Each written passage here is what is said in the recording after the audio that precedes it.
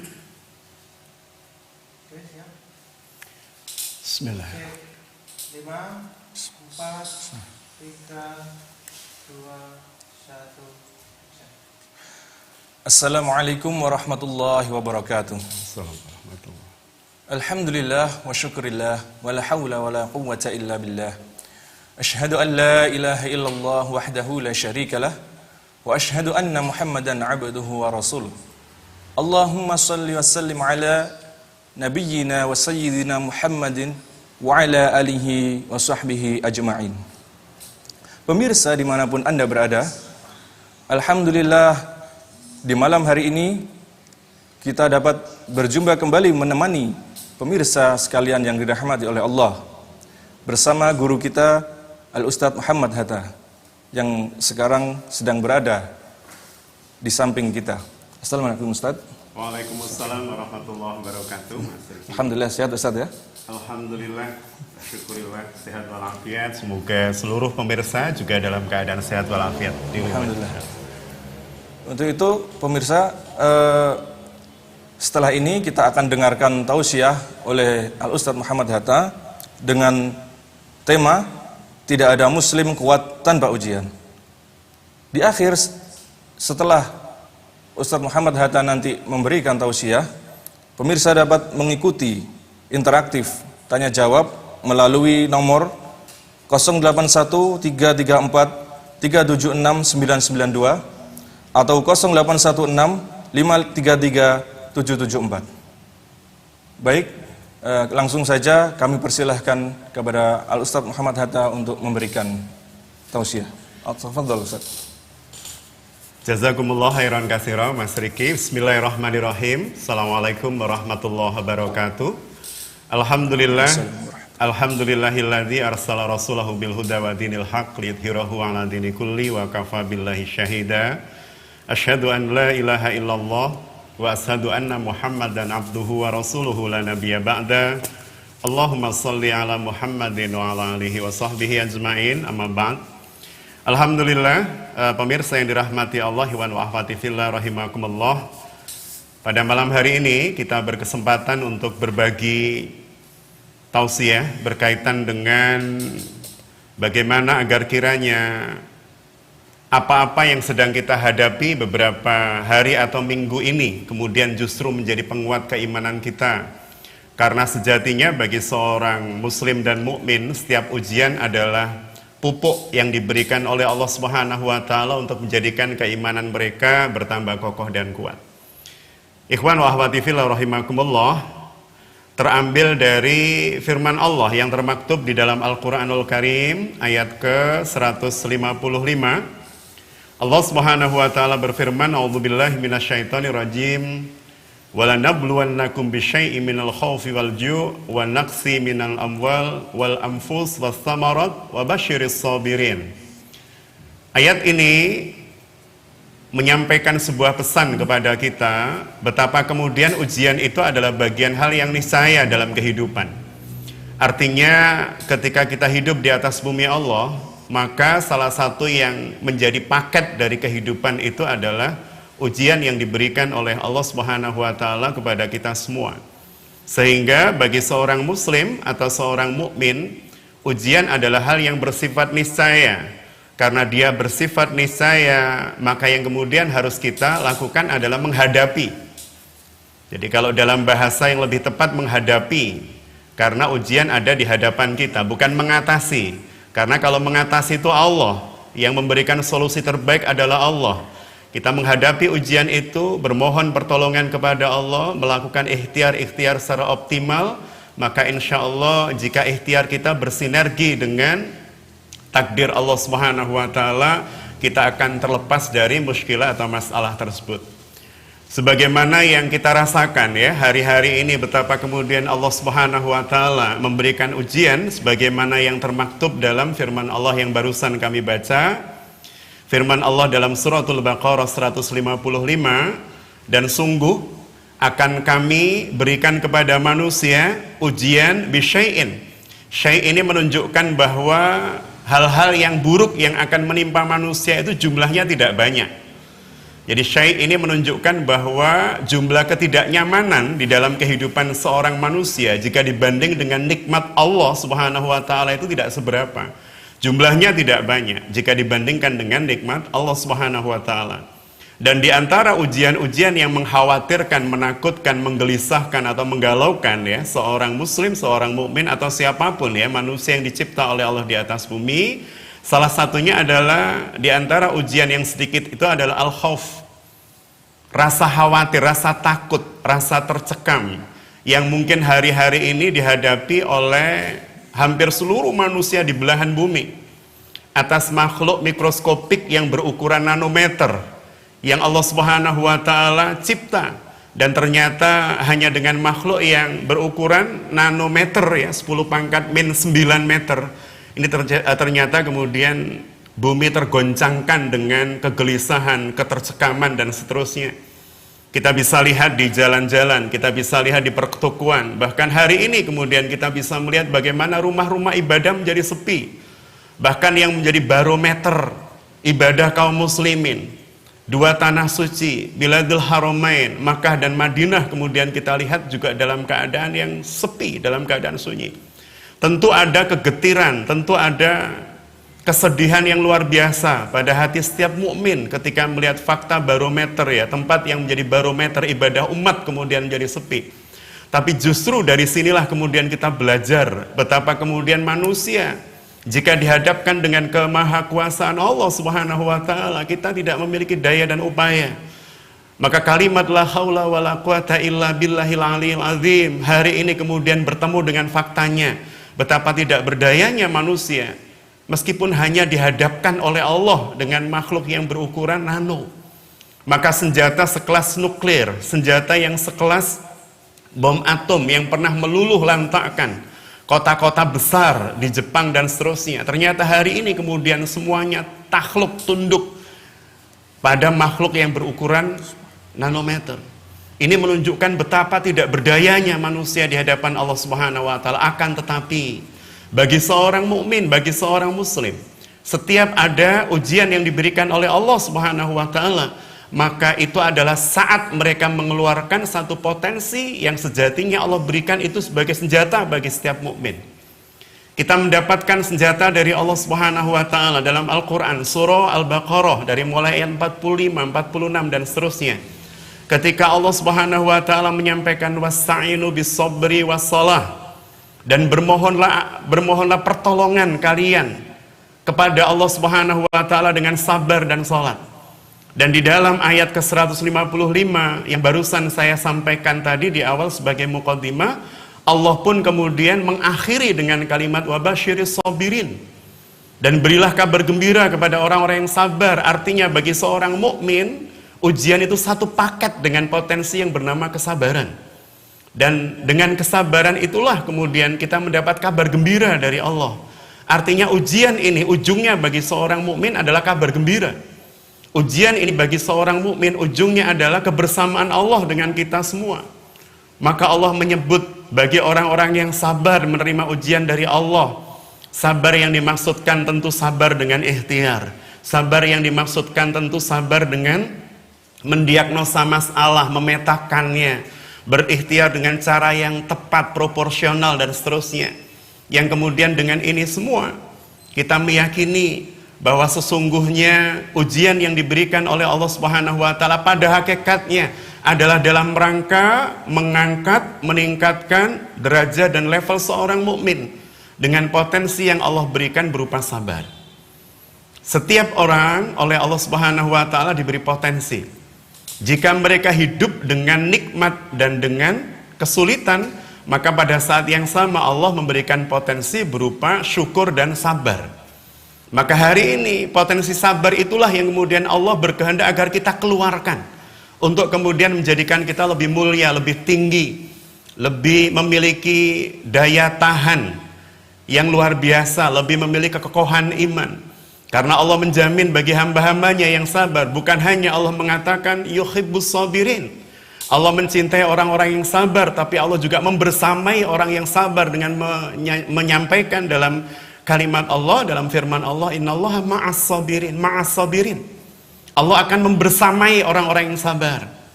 Ikhwan wa akhwati fillah rahimakumullah, maka bagaimana jika panjenengan semua kemudian dikatakan pada panjenengan semua, pada saya, pada kita semua kalimat dari orang yang sangat kita cintai, saya ingin membersamaimu, saya ingin selalu membersamaimu, dan itu disebutkan oleh Allah, inna ma'as-sabirin, innallaha ma'as-sabirin. Sesungguhnya Allah ingin membersamai orang-orang yang sabar. Sesungguhnya Allah tidak ingin pisah dengan orang-orang yang sabar.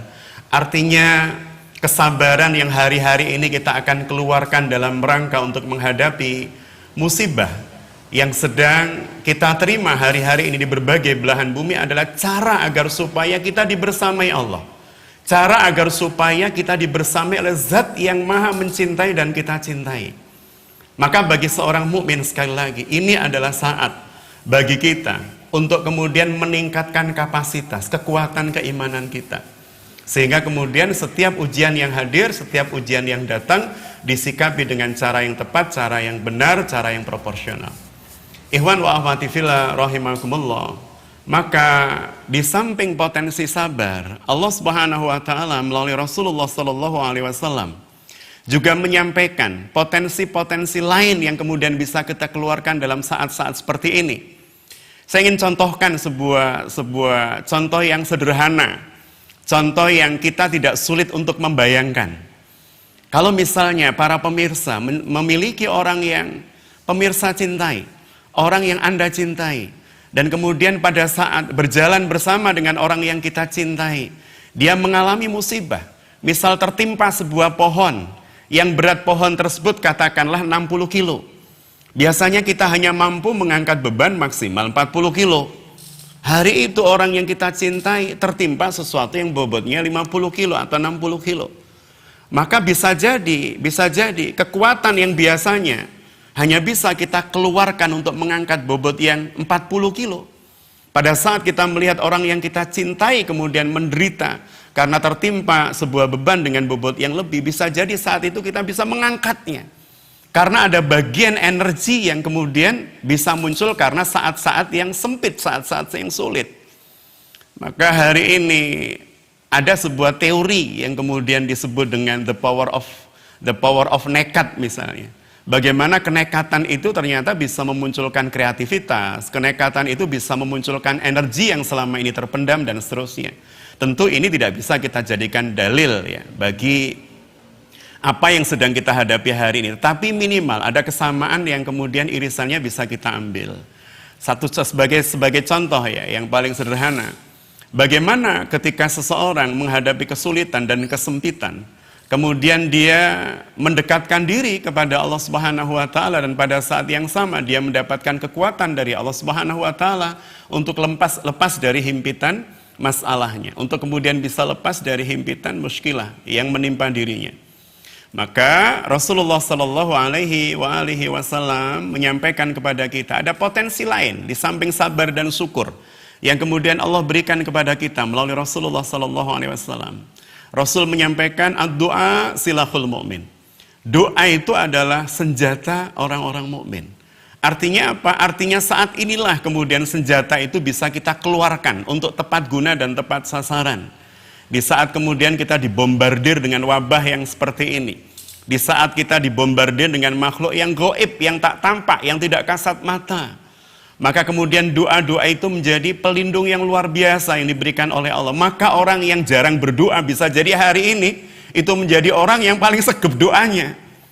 Bisa jadi orang-orang yang hari ini tidak kenal doa Allahumma inni a'udzubika minal baras wal junun dan seterusnya, bisa jadi hari ini kemudian disibukkan dengan menghafalnya.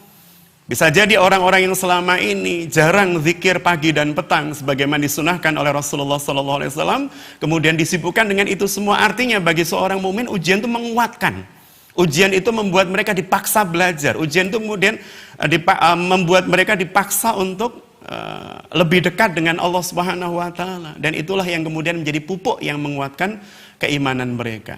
Maka dengan doa yang kemudian menjadi senjata bagi kita semua, apakah zikir pagi dan petang, ataukah kemudian kita membaca Allahumma inni a'udzubika minal baras wal junun wal judzam wa min syai'il asqam, atau kita baca pagi dan petang bismillahilladzi la yadhurru ma'asmihi syai'un fil ardi wala fis sama wa huwas samiul alim, atau doa-doa yang lain.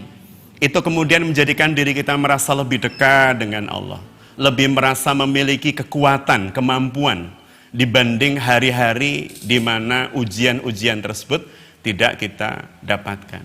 Maka sekali lagi, ikhwan wa akhwati fillah rahimakumullah, menjadi jelas posisi dan kedudukan ujian bagi seorang muslim dan mukmin. Dia adalah pupuk, dia adalah pengembang, dia adalah katalisator potensi yang kemudian menjadikan seorang mukmin ketika berhadapan dengan ujian bisa mengeluarkan potensi-potensi dasar yang sudah diberikan oleh Allah, atau senjata-senjata yang selama ini mereka tidak pernah menggunakannya. Senjata-senjata yang sejatinya Rasul sudah memberikan tapi kemudian kita abai, dan kemudian hari ini baru kita buka-buka kembali, kita ingat kembali, oh ternyata doa seperti ini dari Rasul, ada doa seperti ini dari para sahabat Rasul dan seterusnya. Dan hari ini kemudian kita menghafal, membacanya, yang insya Allah dengan melakukannya kekuatan iman kita akan menjadi lebih tangguh dibanding sebelumnya. Insya Allah itu sebagai pembuka, muqaddimah dari kajian pada malam hari ini. Kalau kemudian ada pertanyaan yang masuk, insya Allah bisa kita jawab ya. Seandainya saya diberikan oleh Allah kemampuan untuk menjawab, akan kami jawab dalam forum ini. Ada pertanyaan mungkin Mas Riki? Sementara masih belum masuk? Masih belum, Ustaz. Masih belum masuk, saya lanjutkan lagi bahasan kami. Itu yang pertama, bahasan yang pertama. Kemudian bahasan yang kedua, ikhwan wa akhwati fillah rahimakumullah. Maka ketika kemudian kita berhadapan dengan muskilah-muskilah atau masalah-masalah yang hari ini kemudian cukup mencekam, yang hari ini kemudian cukup menjadikan banyak orang mengalami kegalauan. Bukan hanya galau karena wabahnya, tapi karena efek-efek samping yang dihasilkan oleh wabah itu. Kondisi sosial, kondisi ekonomi, kondisi pendidikan itu kan, kondisi hankam ya, dan seterusnya. Hari-hari ini kemudian menjadi perbincangan-perbincangan yang apa istilahnya, mendominasi itu ya, media, baik itu media mainstream maupun media sosial. Jadi bagaimana kemudian kita bisa membaca ya ketakutan manusia terhadap apa yang telah diberikan oleh Allah Subhanahu wa taala ini dengan ungkapan-ungkapan, dengan headline-headline yang ada di media-media mainstream. Bagaimana kemudian nasib kita 1 bulan ke depan, 2 bulan ke depan, 3 bulan ke depan, dan seterusnya. Artinya sangat tepatlah yang disampaikan oleh Allah Subhanahu wa taala di dalam Al-Qur'an surah Al-Baqarah ayat 155 tadi, bahwa Allah menguji manusia yang pertama dengan rasa takut ya, rasa takut yang mengancam eksistensi, rasa takut yang mengancam kehidupan mereka, rasa takut yang mengancam keberhimpunan mereka, karena ini sudah mulai ada social distancing. Manusia itu kan makhluk sosial yang kemudian nalurinya itu suka kumpul. Tapi kemudian hari ini kita dipaksa oleh Allah Subhanahu wa taala untuk menjaga jarak satu dengan yang lain, dan itu pasti memunculkan rasa khawatir, ketakutan ya, dan seterusnya. Dan itu benar-benar kita bisa lihat ya di berbagai tempat dan berbagai daerah. Ikhwan wa akhwati fillah, maka meskipun demikian, ada larangan bagi seorang muslim untuk kemudian memperturutkan rasa takut itu sampai pada derajat yang memunculkan hal-hal yang ghairu masru' atau tidak syar'i. Jadi rasa takut ya, yang pertama, rasa takut itu sendiri bisa berasal dari sesuatu yang syar'i atau tidak syar'i. Kita takut terhadap azab Allah itu syar'i. Kita takut durhaka terhadap orang tua atau efek dari durhaka terhadap orang tua itu syar'i ya, karena Allah dan Rasulnya memang memerintahkan agar supaya kita takut terhadap hal-hal itu. Kita takut terhadap siksa neraka itu syar'i. Bahkan ketika kemudian kita takut terhadap singa itu syar'i ya, kita takut terhadap singa atau binatang buas itu syar'i. Tapi kalau kemudian takutnya dalam arti dan dalam makna, ketika saya takut terhadap virus corona, kemudian yang saya lakukan adalah, atau COVID-19, kemudian yang saya lakukan adalah membakar menyan di pojok-pojok rumah saya, maka ini ketakutan yang membuahkan membuahkan perilaku yang ghairu masru'. Ya, artinya ketakutan yang tidak ditempatkan pada tempat yang semestinya. Ikhwan wa akhwati fillah rahimakumullah. Maka ketika kemudian Allah menempatkan rasa takut diiringi dengan kalimat walju', ya, walju', kelaparan. Hari ini ketika kemudian orang mulai takut dengan wabah corona, ini kemudian merambat pada takut terhadap hal-hal yang bisa menghasilkan atau menghadirkan suasana seperti itu, kelaparan itu ya. Yang dikhawatirkan kemudian bahan pokok itu ya, bahan makanan pokok menjadi langka ya, sehingga kemudian terjadi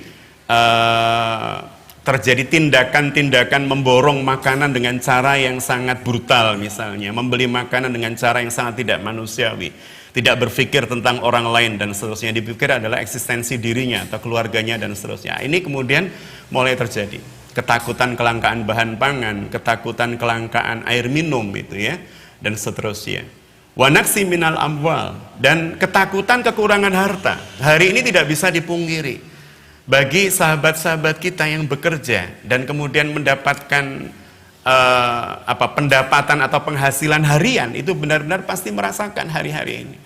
Sehingga kemudian kalau muncul rasa khawatir itu wajar, karena Allah sudah menyampaikan di dalam ayat ini salah satu naluri ketakutan manusia itu adalah ketika mereka kekurangan harta.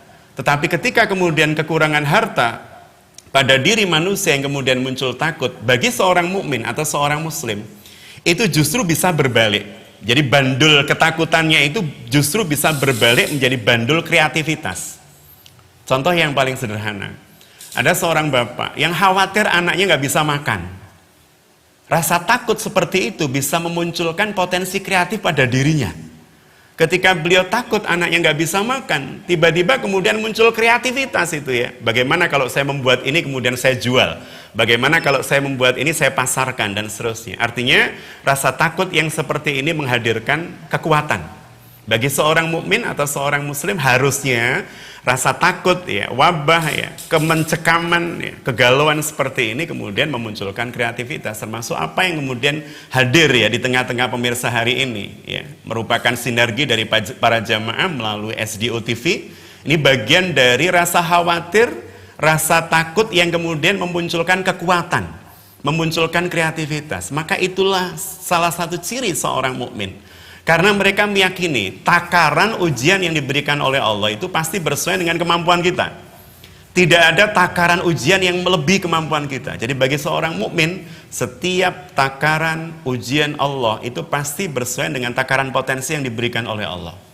Karena bersesuaian dengan takaran potensi yang diberikan oleh Allah, berarti masalahnya bukan tidak bisa, bukan tidak mampu atau mampu masalahnya, Mas Riki dan pemirsa.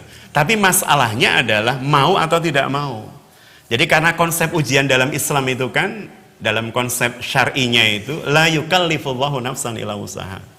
Allah tidak akan memberikan beban kepada kita yang kita tidak mampu memikulnya. Artinya apa?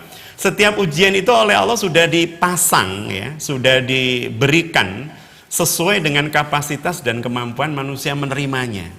Sehingga kalau kemudian ada ujian, masalahnya bukan pada mampu atau tidak mampu, tapi mau atau tidak mau, mau berusaha atau pasrah, mau berikhtiar atau pasrah.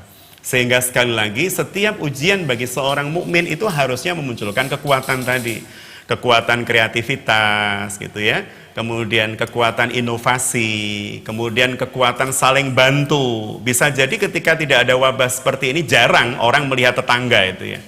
Tapi dengan wabah seperti ini dan termasuk jamaah yang bersinergi ya untuk hadirnya acara ini melalui SDO TV, saya yakin bahwa kita semua akan sulit melihat, akan sulit apa istilahnya ya, akan sulit melihat itu ya, visualisasi empati orang sebagaimana ketika ini terjadi. Sama dengan ketika ada gempa, ada bencana.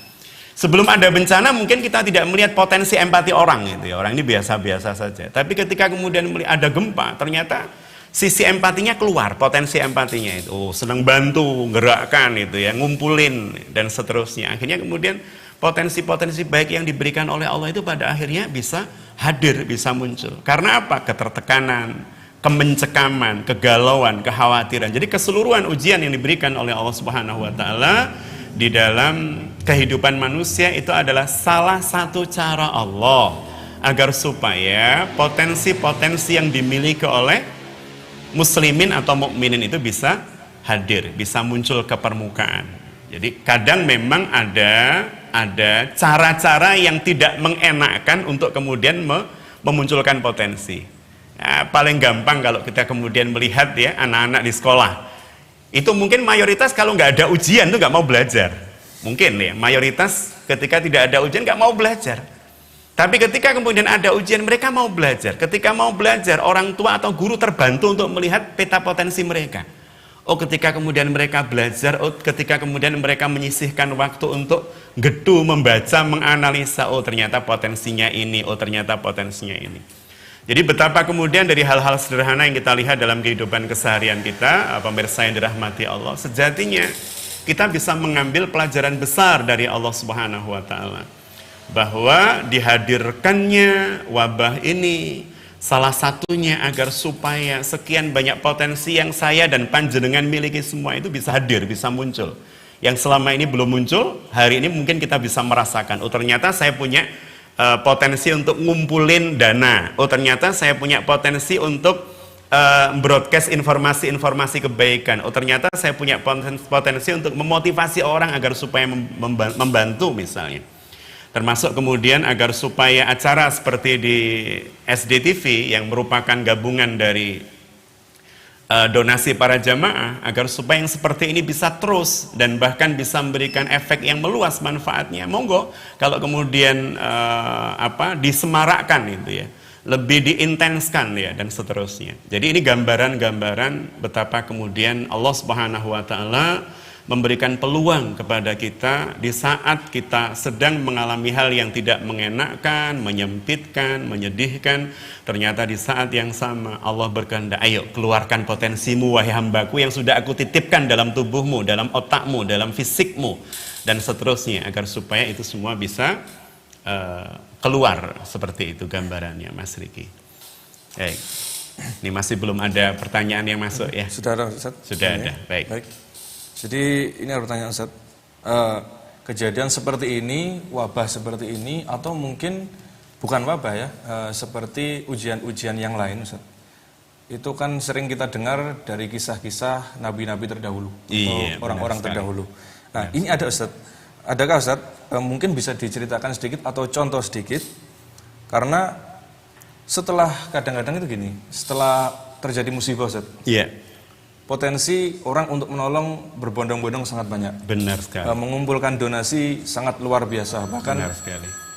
Ketika kita terjadi gunung kelut meletus misalnya saat kemarin, itu luar biasa, sisa ada lebih-lebih di gudang Ustaz. Benar, nah, benar sekali. Akan tetapi setelah ada musibah selesai, itu kemudian pertikaian misalnya seperti dikarenakan faktor politik, faktor perbedaan pandangan, baik dalam memahami agama maupun yang lain, itu terjadi kembali Ustaz. Nah, ini adakah tips-tips untuk kemudian bisa kita bagikan kepada para pemirsa agar supaya ini terjaga Ustaz?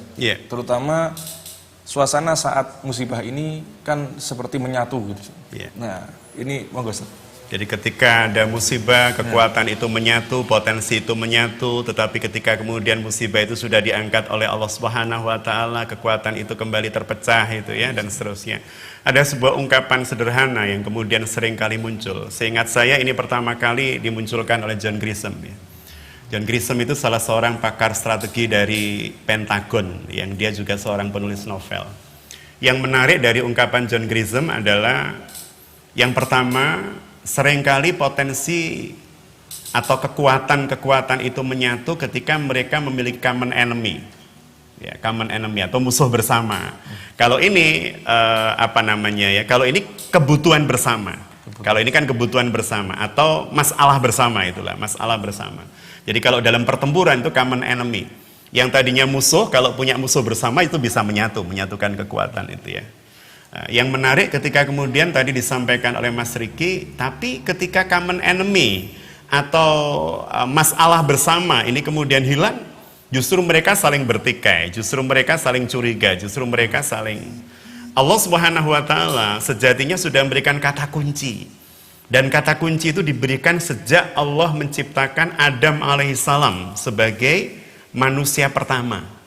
Jadi ketika Allah Subhanahu wa Ta'ala menciptakan Nabiullah Adam alaihissalam sebagai manusia pertama yang hidup di atas bumi Allah Subhanahu wa Ta'ala, Allah Subhanahu wa Ta'ala sudah memberikan kata kunci kepada kita semua. Tadi kata John Grisham, ya, pakar strategi Pentagon, dia mengatakan potensi itu bisa muncul kalau ada musuh bersama itu, ya.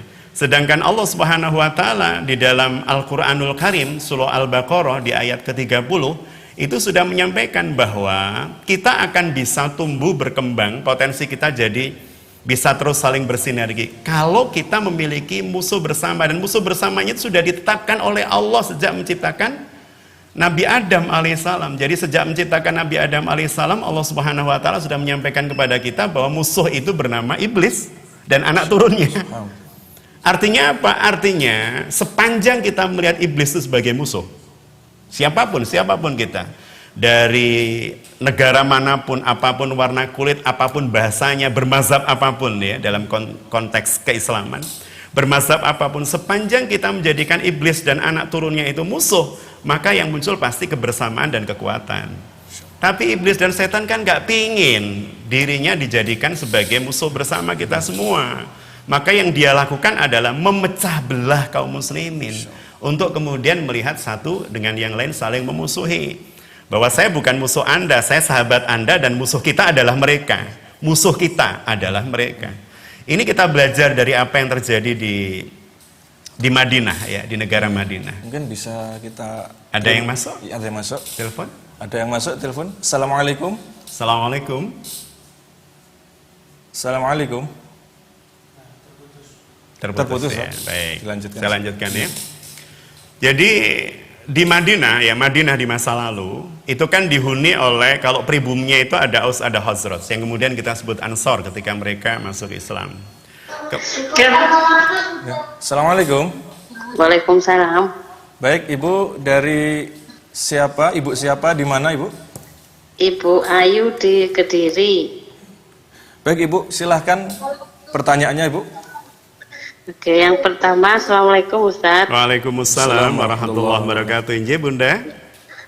Untuk pertanyaan pertama, apakah ada solusi di dalam Islam dalam menghadapi wabah seperti mewabahnya virus corona?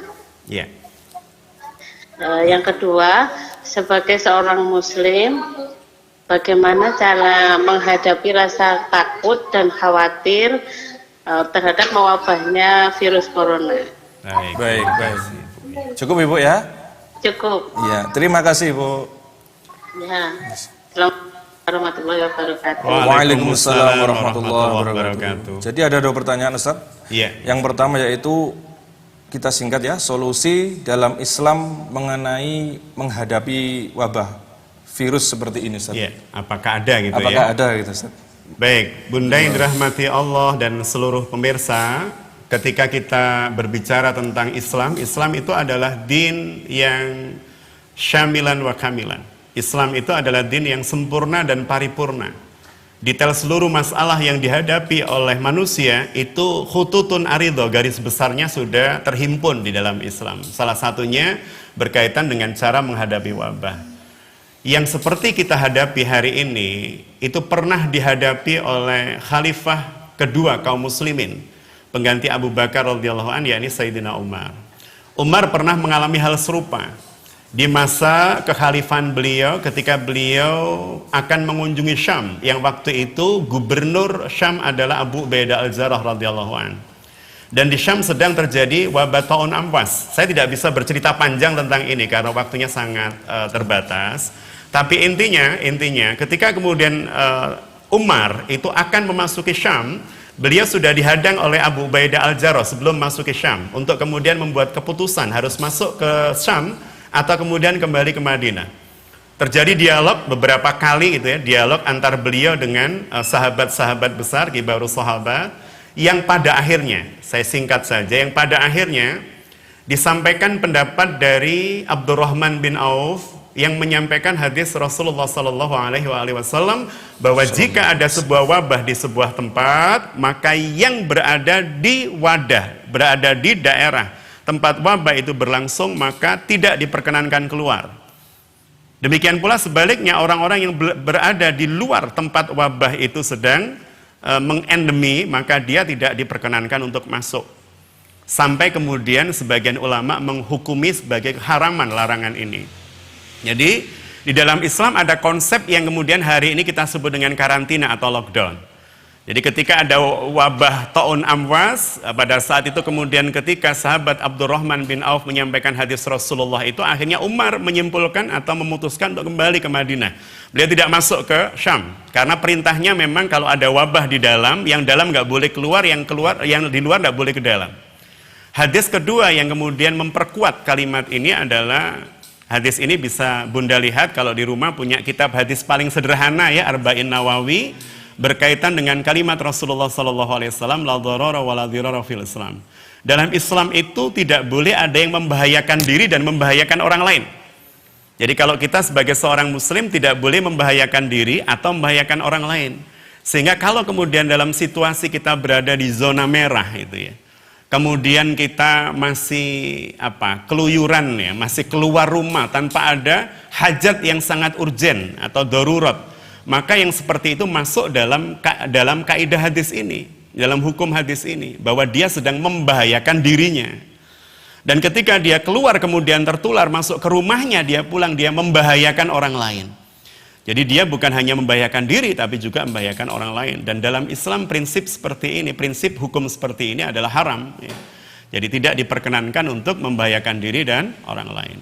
Kemudian yang kedua, atau yang ketiga, berkaitan dengan kalau ada sebuah perintah dan di sisi lain ada hukum yang melarangnya. Bahwa sholat Jumat itu wajib, misalnya ya. Kemudian membahayakan orang lain itu haram hukumnya. Ini ada dua hal yang sama-sama ekstrim. Yang pertama wajib ya, fardunya fardu ain, bukan fardu kifayah. Yang kedua haramun mutlakon, haramnya mutlak. Maka mana yang harus diambil? Maka muncullah kaidah usul yang menyebutkan darul mafasid muqaddamu ala jalbil masalih. Artinya apa? Mendahulukan, menghilangkan mafsad, mendahulukan larangan ya, agar supaya tidak terjadi mafsadat, itu harus didahulukan, dilebihkan dibanding yang menghasilkan maslahat. Jadi mencegah kemungkaran yang lebih besar itu harus lebih didahulukan dibanding pengambilan maslahat dari sesuatu. Sehingga kemudian kalau sudah di zona merah itu ya, sebagaimana yang terjadi di beberapa tempat, sholat Jumat sudah dihukumi oleh Majelis Ulama Indonesia sebagai hal yang haram. Tidak boleh berdasarkan kaidah usul yang tadi saya sampaikan. Itu gambarannya Bunda ya. Jadi betapa kemudian Islam sudah mengatur itu bahkan sejak masa Rasul, hadisnya muncul. Terjadi di masa Umar itu ya, di Syam ya. Gubernurnya Abu Ubaidah Al-Jarrah yang nanti beliau akan syahid karena beliau juga tertulari di dalam sebagai seorang gubernur yang tidak mau meninggalkan rakyat yang dipimpinnya sebagai bentuk pertanggungjawaban kepada Allah. Bahkan ada 3 sahabat besar yang waktu itu syahid di Syam. Ada Abu Ubaidah Al-Jarrah radhiyallahu an, ada Mu'adz bin Jabal radhiyallahu an, ada Syurabil bin Hasanah radhiyallahu an. Ini sahabat-sahabat yang meninggal karena ta'un dan terhitung syahid. Bunda yang dirahmati Allah, kemudian yang kedua berkaitan dengan sikap seorang muslim ya. Ini sekaligus juga menjawab tadi itu ya. Artinya dari penjelasan Majelis Ulama Indonesia itu kan ada pembagian zona itu ya Mas Riki dan pemirsa. Ada zona merah yang mau tidak mau memang kita sudah lockdown tempat ibadah itu. Tidak diperkenankan untuk melaksanakan secara berjamaah karena itu akan memunculkan mafsadat yang sangat besar dibanding maslahat yang ingin kita raih. Demikian pula dengan social distancing. Social distancing ini solusi Islam, Mas Riki dan pemirsa. Jadi pada saat kemudian para sahabat tadi wafat ya syahid, maka Sayyidina Umar itu menunjuk gubernur baru.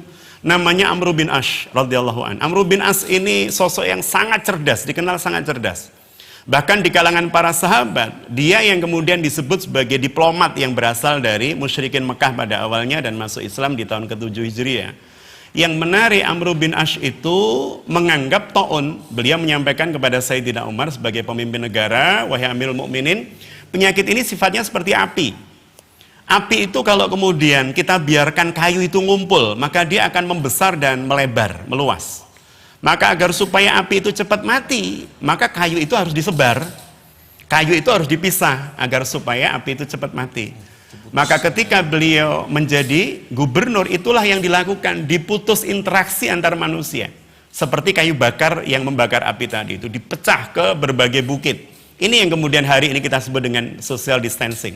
Bagaimana kemudian menjaga jarak agar supaya penularan wabah itu tidak berlangsung secara masif. Jadi betapa kemudian Bunda, Islam mengatur demikian rigid detailnya, ya. Solusi-solusi yang luar biasa yang kemudian bisa kita terapkan hari ini. Baik locking down atau karantina pada zona yang teramat sangat parah, maupun social distancing sebagai bentuk preventif bagi zona yang belum masuk pada zona yang parah. Itu mungkin jawaban kami, wallahu a'lam bishawab. Baik, ini ada pertanyaan yang masuk lagi, Ustaz. Sepertinya ini soal fikih, Ustaz, ya. Yeah. Ustaz, bolehkah di dalam situasi yang seperti ini sholat menggunakan masker apabila sedang berada di luar rumah? Baik. Pertanyaan ini bertemu dengan sekian banyak fakta yang bisa kita lihat tanpa menunggu terjadinya wabah itu, ya. Jadi kalau misalnya Mas Riki pada saat umroh atau pemirsa pada saat umroh atau haji, tidak dengan wabah pun kita bisa melihat banyak orang menggunakan masker pada saat sholat itu, ya. Ketika kemudian seandainya tanpa masker itu membahayakan orang lain. Jadi kaidahnya tetap pada hadis Rasulullah SAW, la dharar wa la dirara fil Islam. Tidak boleh ada yang membahayakan dan terbahayakan dalam Islam. Hatta ketika menjelaskan hadis ini, guru kami dulu itu menjelaskan dengan cara mengkiaskan pada dua anak yang bermain pistol-pistolan dengan peluru pelor. Jadi hadis la dharar wa la dirar ini tidak boleh ada yang terbahayakan dan membahayakan dalam Islam itu kemudian dicontohkan dalam hal yang paling sederhana. Maka orang tua yang membiarkan tanpa tanpa kontrol itu, ya, anaknya bermain pistol dengan pelor itu, yang itu bisa membahayakan anak-anak muslimin yang lain, menjadi haram hukumnya. Jadi kalau kemudian bermain itu kan beberapa waktu yang lalu sempat booming tuh permainan seperti itu. Dan sempat kita lihat banyak anak-anak yang matanya kena sampai masuk rumah sakit. Itu kan bagian dari dhoror, bahaya. Ya dalam Islam tidak boleh, itu saja tidak boleh. Ya, apalagi kemudian lebih dari itu. Termasuk bagaimana kalau kemudian kita sholat menggunakan masker karena apa tadi, flu, karena terkena wabah ini. Kalau terkena jelas itu tidak boleh dan harus pakai masker memang, ya. Harus pakai. Bagaimana dengan yang sehat? Lihat zonanya. Kalau kemudian zonanya katakan misalnya zona aman, ya, udara tidak terpolusi hal-hal yang berbahaya, maka tidak menggunakan masker, tidak diperkenankan menggunakan masker, ya. Jadi dia hanya digunakan untuk hal-hal yang bersifat ya. Katakan misalnya di zona atau di tempat yang terjadi polusi luar biasa, atau dia dalam keadaan sakit yang kalau dia bersin kemudian tanpa masker itu bisa menular ke orang lain, maka itu masuk dalam kaidah dhoror. Allah a'lam bishawab. Baik Ustaz, untuk pertanyaan yang selanjutnya ini mungkin sedikit agak melenceng dari pembahasan virus, Ustaz, tapi ini masih masuk dalam tema ujian, Ustaz. Nah, ini begini, Ustaz. Assalamualaikum, Ustaz. Waalaikumsalam warahmatullahi wabarakatuh. Bagaimana caranya agar kita tetap sabar ketika menghadapi ujian perasaan? Wah, ini perasaan kan macam-macam, ya. Dan ujian perasaan, ini ada kelanjutannya, Ustaz. Ya. Dan itu berkali-kali serta dilakukan oleh orang yang sama. Apakah boleh, Ustaz, kita menjauhi sumber yang notabene-nya ini orang, Ustaz? Ya. Sumber ini orang yang membuat kita tersakiti hati kita, Ustaz. Ya. Nah, ini mungkin bisa saya tambahkan komentar, susahnya kalau orang yang menyakiti kita, merasa menyakiti kita adalah orang tua kita sendiri. Gitu, ya. Nah, ini yang menjadi tanda tanya besar, Ustaz. Baik, ya. Tafadhol. Baik, yang pertama, apakah diperkenankan ketika kemudian kita selalu tersakiti oleh seseorang, ya, siapapun dia, kemudian kita menjaga jarak. Ini kan jadi social distancing perasaan itu namanya, ya. Jadi bagaimana kemudian menjaga jarak agar supaya rasa kita itu tetap terpelihara, tidak kemudian galau, tidak kemudian macam-macam. Ini bisa saya jawab dengan ragam jawaban. Maksudnya ragam jawaban itu karena kita tidak mengetahui spesifikasi Orangnya, sumbernya itu ya, sumbernya. sumber masalahnya itu ya. Contohnya begini, ada seorang jamaah menanyakan, Ustadz, saya ini masuk dalam WA group ya. Yang ketika beliau masuk di dalam WA group tersebut, karena ini teman-teman dekat dan seterusnya, beliau merasa tidak nyaman karena yang diobrolkan setiap waktu, setiap saat adalah hal yang bersifat materi. Saling jor-joran begitu ya, kekayaan, pangkat, jabatan, status sosial dan seterusnya, saling pamer macam-macam. Beliau merasa tidak nyaman. Lah ketidaknyamanan itu kadang terbawa sampai pada saat mau makan malas, sampai pada saat mau melakukan aktivitas malas, sampai kemudian kadang perut mual. Karena secara fisikis itu sangat bisa terjadi. Mungkin nggak Mas Riki dan pemirsa, orang lihat sinetron bisa nangis? Mungkin. Mungkin nggak orang lihat sinetron yang itu palsu, ya itu false, bukan asli, bukan kehidupan beneran. Sampai kemudian dia benci dengan si pemain dalam sinetron itu. Sangat mungkin kan, pemain antagonisnya misalnya. Padahal dia tahu itu cuman film. Nah, sama dengan ini tadi, ketika kemudian ada perbincangan di grup yang dia merasa tidak nyaman, itu bisa mules, bisa sedih, bisa marah gitu ya, bisa jengkel. Maka manakala perasaan-perasaan yang seperti itu terakumulasi bahkan kemudian mengganggu aktivitas kesehariannya, maka sebaiknya memang menjaga jarak. Menjaga jarak bisa menonaktifkan grup tersebut atau kemudian dengan baik-baik meninggalkan grup tersebut kalau dirasa tidak bisa memberikan efek positif ke dalam grup tersebut, bahkan kemudian dia terseret pada hal yang bersifat negatif, menggelisahkan dia, sholat jadi nggak khusyuk ya, baca Quran jadi macam-macam. Maka yang seperti itu lebih baik ditinggal, atau dalam kalau bahasa orang sekarang itu ya dia apa Mas Riki? Kalau di IT itu, kalau di grup atau di FB itu ada komen yang nggak nyaman dan seterusnya, di blok, begitulah, di blok ya, bukan social distancing lagi, dia bukan distant lagi, tapi sudah di cancel, di blok begitu. Jadi secara syariat justru memang harus begitu, harus memang begitu. Artinya tentu dengan cara terbaik yang kita mampu dan kita bisa. Tetapi kalau itu berkait dengan orang tua. Katakan Ibrahim alaihissalam. Ini kan yang jadi problem maker dalam hidup beliau itu kan orang tuanya. Meskipun sebagian sejarawan atau mu'arikh ya, sejarawan muslim itu menyebutkan Azar itu bukan ayah Ibrahim tapi paman ya, yang menjadi wali Ibrahim, tapi sebagian menyebut ayah. Jadi yang menjadi masalah buat Nabiullah Ibrahim alaihissalam itu yang paling mendasarkan orang yang ada di ring satunya, ayah beliau yang bahkan kemudian bukan hanya nyembah berhala tapi pemroduksi gitu kan, produsen Tuhan itu kan. Ya, gitu. Produsen Tuhannya adalah bapak beliau, sehingga pasti menjadikan beliau nggak nyaman. Coba bayangkan satu rumah dengan berhala, nggak nyaman sekali itu.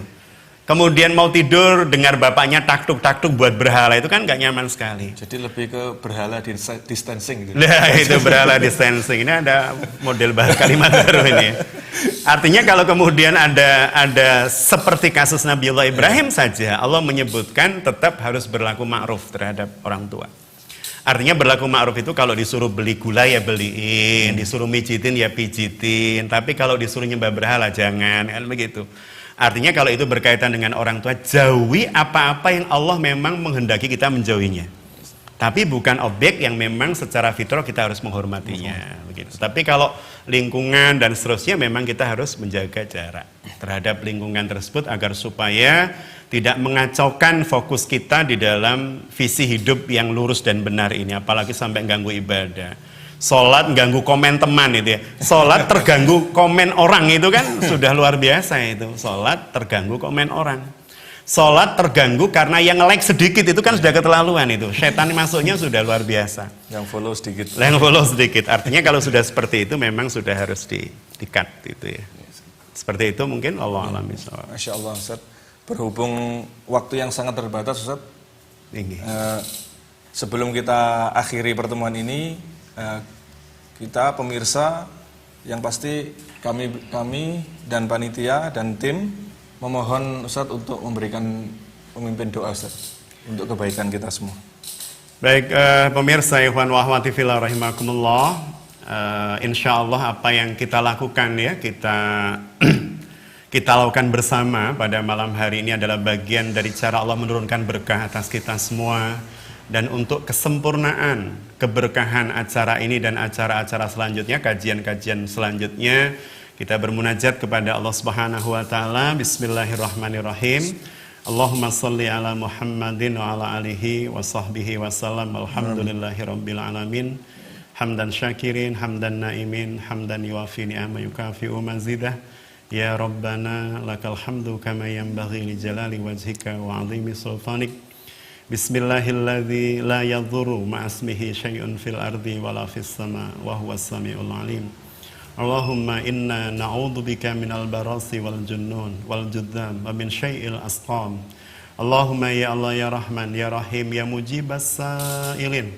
Anugerahkan atas kami ya Rabb kemampuan, kekuatan, kesabaran untuk melewati keseluruhan ujian dan wabah ini dengan ujung ujian menjadikan kami berpredikat iman yang lebih baik, takwa yang meningkat.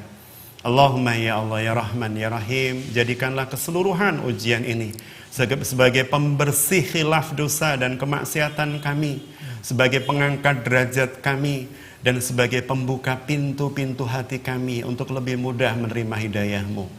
Rabbana amanna bima anzalta wa taba'na rasul faktubna ma'asyahidin. Jadikan saudara-saudara kami yang sakit hari ini Engkau sembuhkan atas izin-Mu. Jadikan saudara-saudara kami yang masih dalam keadaan sehat hari ini terlindungi dengan kemaha kekuasaan-Mu. Dan jadikanlah saudara-saudara kami yang telah menghadap-Mu, Engkau terima amal ibadahnya sesuai dengan apa yang dilakukan. Bagi yang muslim kiranya Engkau ampuni dan Engkau maafkan dosa, khilaf dan salahnya. Dan Engkau angkat ya Rob seluruh wabah ini dari bumi ini, dari dunia ini, sehingga kami kembali bisa menghamba kepadamu, sujud ruku kepadamu. Rabbana atina fid dunya hasanah wa fil akhirati hasanah wa qina adzabannar wa adkhilnal jannata ma'al abrar ya aziz ya ghaffar ya rabbal alamin. Subhana rabbika rabbil izzati amma yasifun. Wassalamun alal mursalin. Walhamdulillahi rabbil alamin. Assalamualaikum warahmatullahi wabarakatuh. Waalaikumsalam warahmatullahi wabarakatuh. Amin amin ya rabbal alamin. Semoga Allah mengijabah doa kita semua. Masya Allah, begitu padat, begitu banyak hikmah ilmu yang bisa kita ambil dari tausiah Al-Ustadz Muhammad Hatta. Namun waktu jualah yang membatasi pertemuan kita pada malam hari ini. Untuk selanjutnya bagi pemirsa yang ingin ikut berdakwah dalam gerakan Ayo Berdakwah, bisa ikut berdakwah bersama kami dengan mendonasikan sebagian harta melalui rekening BNI Syariah 071 679 2786 atas nama Yayasan Sayap Dakwah Organizer. Insya Allah dengan sedekah ini kemudian semoga apa yang kita sedekahkan menjadi tolak balak bagi kita semua dan menjadi hujah kita yang bisa kita banggakan di hadapan Allah kelak. Kita tutup acara malam hari ini dengan doa kafaratul majelis. Subhanakallahumma bihamdik asyhadu an la ilaha illa anta astaghfiruka wa atubu ilaik. Alhamdulillahirabbil alamin. Ada kurang lebihnya kami mohon maaf yang sebesar-besarnya. Assalamualaikum warahmatullahi wabarakatuh. Waalaikumsalam.